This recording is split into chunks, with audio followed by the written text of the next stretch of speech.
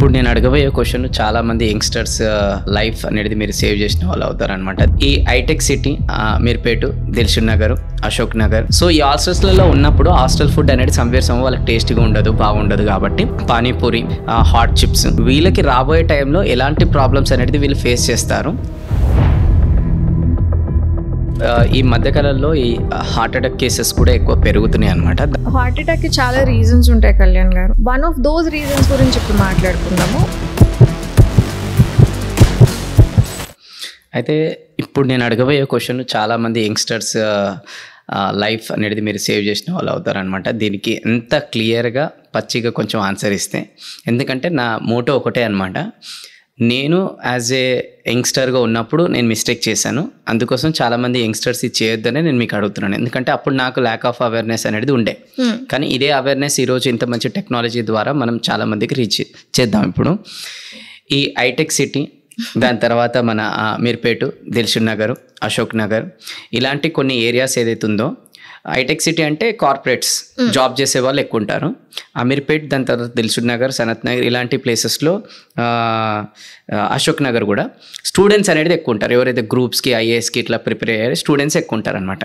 So వీళ్ళు maximum వేరే వేరే డిస్ట్రిక్ట్స్ నుంచి వచ్చేసి ఇక్కడ హాస్టల్స్లలో ఉంటారనమాట. సో ఈ హాస్టల్స్లలో ఉన్నప్పుడు హాస్టల్ ఫుడ్ అనేది సంవేర్ వాళ్ళకి టేస్టీగా ఉండదు, బాగుండదు. కాబట్టి వాళ్ళు ఈవినింగ్ కాగానే వాళ్ళకి ఒక డైలీ హ్యాబిట్ అయిపోయింది, ఇది ఇంకా చెప్పాలంటే రిచువల్ అయిపోయింది అనమాట. సాయంత్రం కాగానే బయటకు వెళ్ళాలి, పానీపూరి, హాట్ చిప్స్, లేదనంటే స్నాక్స్, లేదనంటే మిర్చి బండి దగ్గర ఇంకేదైనా మిర్చీలు, మంచూరియాలు అని చెప్పేసి తింటూనే ఉంటారు. సరే ఒకరోజు అంటే ఏమనొచ్చు, వీళ్ళు డైలీ లైఫ్ స్టైల్ లాగా సాయంత్రం పూట ఒక టీ అనేది ఎట్లా తాగుతాం, సాయంత్రం పూట ఇలాంటి స్నాక్స్ అనేది డైలీ లోపల వేస్తూనే ఉన్నారు. సో మీరు చెప్తుంటే నేను అప్పుడప్పుడు తీసుకుంటేనే అసలు నాకు భయం అవుతుంది ఈరోజు. అట్లాంటిది మళ్ళీ వీళ్ళు రోజు ఇలాంటి ఫుడ్ అనేది తీసుకోవడం ద్వారా వీళ్ళకి రాబోయే టైంలో ఎలాంటి ప్రాబ్లమ్స్ అనేది వీళ్ళు ఫేస్ చేస్తారు. అండ్ ఇప్పుడు వాళ్ళు ఇలాంటి లైఫ్ స్టైల్ ఉండడం ద్వారా కూడా ఏం ఎఫెక్ట్ అనేది త్వరలో అవుతుంది వీళ్ళకి. యంగ్ అడల్ట్ గ్రూప్ అంటే ఈ కాలేజ్ నుంచి బయటకు వచ్చి హాస్టల్స్లో ఉండేవాళ్ళు, లేకపోతే ఆ 20s నుంచి 30s లోపల ఉంటారు చూడండి. మెటబాలిక్లీ లీన్ ఉంటారు వీళ్ళు, చూడడానికి సన్నగా ఉంటారు, కానీ తినడం మాత్రం అంతా అన్హెల్దీగా తింటూ ఉంటారు. ఎక్కడో కొంత పర్సంటేజ్ ఆఫ్ పీపుల్ కొంచెం లావుగా కనిపిస్తారు, వాళ్ళు కాన్షియస్గా ఇంకేమైనా చేస్తే చేయొచ్చు. కానీ లీన్ ఉన్న వాళ్ళల్లో కూడా రావడానికంటే ఇర్రెస్పెక్ట్ ఆఫ్ యువర్ బాడీ వెయిట్, మీ అలవాట్లు ఇలాగే ఉన్నాయి అంటే కనుక, మన అందరం ఫస్ట్ పాడ్కాస్ట్ ఓపెనింగ్లో చెప్పినట్టు బాడీ వెయిట్ ఉంటేనే అన్హెల్దీ, లేకపోతే నేను ఏమైనా తినొచ్చు. ఈ ఐడియాలో ఉన్న వాళ్ళు మనం అర్థం చేసుకోవాల్సింది రెండు సైలెంట్ కిల్లర్స్. మనకి ఏది కొలెస్ట్రాల్స్, ఇన్సులిన్ రెసిస్టెన్స్. మనకి డయాబెటీస్ రావడానికి 20లో ఉన్నప్పుడు మీకు డయాబెటీస్ రాదేమో, 30లో 1 ఫైన్ డే మీరు బ్లడ్ టెస్ట్ చేయించినప్పుడు మీ హై షుగర్ లెవెల్స్ తెలుస్తాయి. మీరు కూడా అలాగే చెప్పారు, నేను సన్నగా ఉండేవాడిని, నాకు ఏం లేదు, బట్ 1 ఫైన్ డే నా బ్లడ్ రిపోర్ట్ చూసినప్పుడు నాకు ఇవన్నీ ఉన్నాయని. ఇవన్నీ కూడా సైలెంట్ కిల్లర్స్. వీటికి స్టేజెస్ ఉంటాయి. డయాబెటీస్, టైప్ 2 డయాబెటీస్ ఒక మనిషికి రావాలంటే 10 సంవత్సరాల క్రితమే అతను ఇన్సులిన్ రెసిస్టెంట్ అయి ఉంటాడు. సో అలాంటప్పుడు మనం ప్రివెంటివ్ మెజర్మెంట్ బ్లడ్ వర్క్ చేయించుకొని ఎర్లీగా కనిపెట్టచ్చు. మీకు తెలియదు, ఇది ఒక సైలెంట్ కిల్లర్ లాగా type 2 diabetes insulin resistance phase నుంచి ప్రీ డయాబెటీస్కి వెళ్ళడానికి 10 సంవత్సరాలు పడుతుంది. కొలెస్ట్రాల్స్, ఎల్డిఎల్, హెచ్డిఎల్ మనం రేషియో చూసుకుంటాం ఎప్పుడైనా.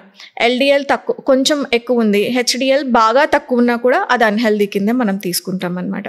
సో ఇలాగా మనం తెలియకుండానే మనం ఐడియల్ బాడీ వెయిట్లోనే ఉంటాము, రోజు తెలియకుండా metabolic diseases like type 2 diabetes, ఆడపిల్లల్లో అయితే ఇన్సులిన్ రెసిస్టెన్స్, పీసీఓఎస్ రావడానికి ఛాన్సెస్ ఉన్నాయి, హార్మోనల్ ఇంబ్యాలెన్సెస్ వస్తాయి, acidity, acid reflux, cardiac issues. మీ ఇంకా చాలా లేట్గా మాట్లాడుతున్నారు, 30s తర్వాత మీకు కనిపిస్తాయి.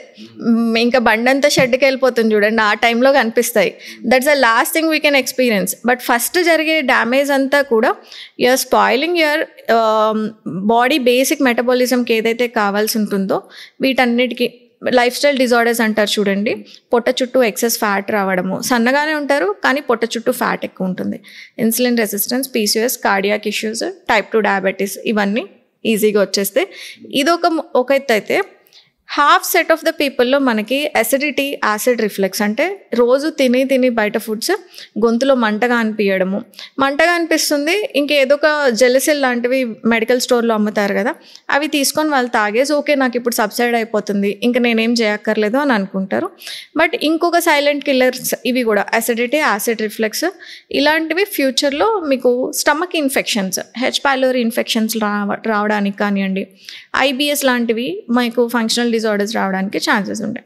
సో తిన్న వెంటనే నాకేం కావట్లేదు is not a license to eat unhealthy, కానే కాదు. ఒక 10 yearsలో మొత్తంగా అన్నీ సాచురేట్ అయిపోతే మీకు బయటపడుతూ ఉంటాయి అన్నమాట. అయితే కాన్స్టిబ్యూషన్ ప్రాబ్లము అండ్ ఇందాక మీరు పాడ్కాస్ట్ స్టార్టింగ్లో కూడా అప్పుడు చెప్పినుంటే మీరు స్పెషల్గా అలాంటి ఏరియాలో ఈరోజు వర్క్ చేస్తున్నాను, దాని రిలేటెడ్ కూడా వీళ్ళకి ఏదైనా ప్రాబ్లమ్స్ వస్తే ఈజీగా వస్తాయి. ఇప్పుడు నేను చూసిన ఐబిఎస్ ప్రాబ్లం అంటే ఇరిటబుల్ బౌల్ సిండ్రోమ్ కానివ్వండి, క్రానిక్ కాన్స్టిపేషన్, రోజు మోషన్కి వెళ్ళాలంటే 10 సార్లు బాత్రూమ్కి వెళ్ళాలి వాళ్ళు, అంత ఇన్కంప్లీట్గా మోషన్ అవుతూ ఉంటుంది వాళ్ళకి. వీటికి బేసిక్ ఫండమెంటల్స్ అసలు ఎందుకు మన హెల్త్ ఇలాగ గట్ లెవెల్లో కూడా డిస్టర్బ్ అయ్యేంత ఎందుకు ఉంది అంటే మీరు చెప్పారు చూడండి, చూయింగ్ ప్రాసెస్ ఒకటి లేదు, ఏం తింటున్నామో తెలియట్లేదు. So that gut brain axis is definitely not organised. అదొకటి, ఏం తింటున్నాం ఎంత తింటున్నాం మనకు తెలియట్లేదు. అండ్ మనము బాడీ న్యూట్రిషన్ కోసం తినట్లేదు, టంగ్ టేస్ట్ కోసం తింటున్నాం. ఇప్పుడు 90% ఆఫ్ ద టైం మనం ఎందుకు తింటున్నాం, ఇంట్లో ఫుడ్ ఎవ్వరు ప్రిఫర్ చేయట్లేదు.